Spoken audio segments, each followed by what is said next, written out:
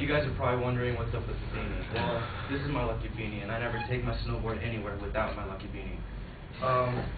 Today, I'm going to be talking to you guys about snowboards and what you guys should be looking for when you guys are deciding to go snowboarding this winter. Today, it's just pretty much all what you need to know about details on a board. First of all, never go and buy a board off of the graphics. That's the worst thing you could do. You instead should look at the things like height, the width of the board, the flex of the board. What was the website? Snowboarding.com defined the flexibility of a board as a flex. They try to be technical, make it seem really cool. So, first things first is height. The height should be determined based off how the board stands on its tail. The tip of the board should usually come up to your mouth and your nose level.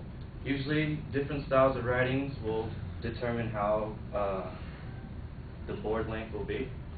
But the three most common styles in snowboarding is an all-rider, hold on, I'm messing up right now, an all-mountain rider, a freestyle rider, and a snowboard racer. This board right now is an all-mountain board. I personally like to just go up there and come down. Doesn't matter if it's a park, I just like to enjoy riding the board.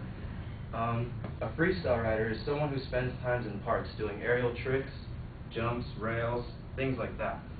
They usually prefer freestyle boards, and it's usually the best one for beginners too, just because of like specifications on the board. The next thing, a snowboard racer. These guys usually prefer longer boards because they like to go fast and carve hard. Carving is also defined by snowboard.com as pretty much just cutting yourself into the snow and pushing out as much snow as you can. It's usually fun if you find people sitting down because you can spray them with snow. The width of the board, it pretty much goes off your shoe size. You don't want your toes or your feet hanging off the side because you're going to catch a drag when you're trying to turn and pretty much munch and eat a whole mouthful of snow. When looking at the stiffness, it depends usually on the rider's height or weight, and it determines on weight because the heavier the person is, you want a stiffer board. Otherwise, you're not going to be able to turn or maneuver the board properly. And as you can tell, these boards are pretty flexible when you push down and bend them. A lighter person would prefer a flexible board because it's easier for them to handle the board and turn better when, snowboarding. Determining things such as like the height, I didn't tell you guys this earlier, but things you can look for is every board is measured by centimeters, and this one would be a 155 centimeter board, but people usually using slang say this would be a 55 board, and it's just a lot of different technical words and stuff like that. What else would there be?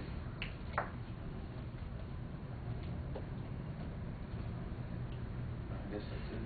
Alright, well, I want to end my speech with a quote from 360 Guide, which says, let the snowboarding skills speak for themselves, or better, the more fun you have, the better the rider you'll be. That's it.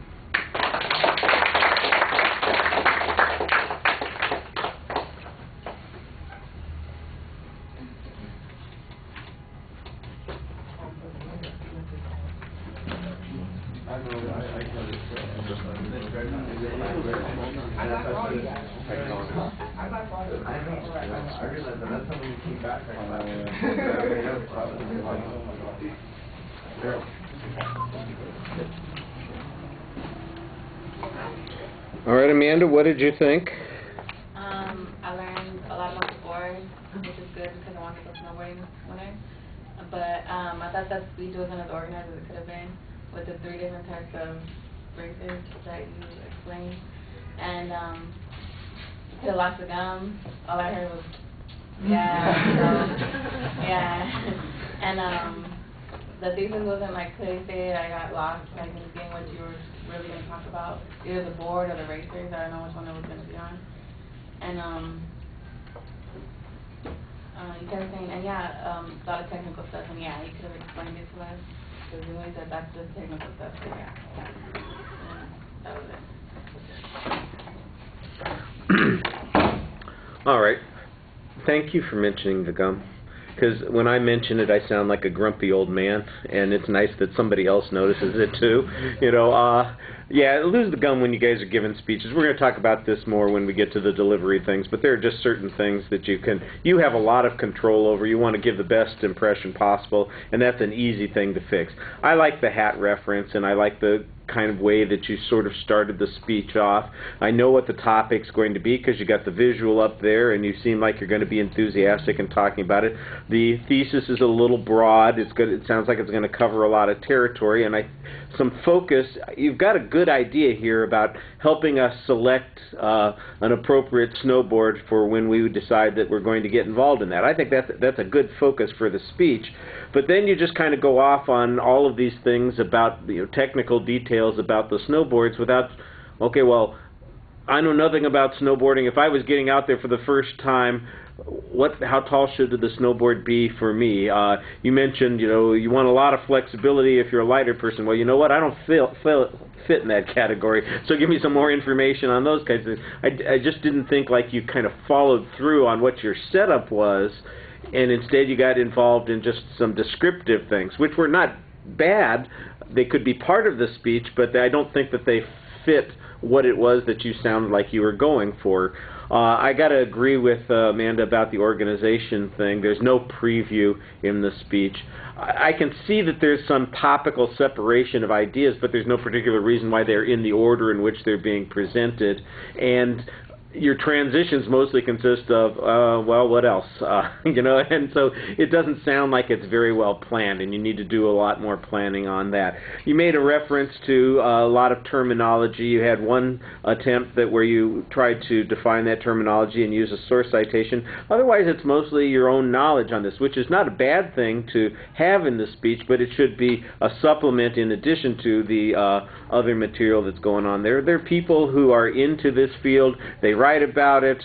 They know, there are technical folks who talk about exactly the thing you're talking about. There's some other places to get some information, and I think you needed to supplement your speech a little bit more that way. You've got a good personable way of talking to the audience, minus this gum smacking, that kind of thing. Okay, it is kind of short, so you don't get much out of it. Also, it's under 4 minutes on the presentation. So, okay.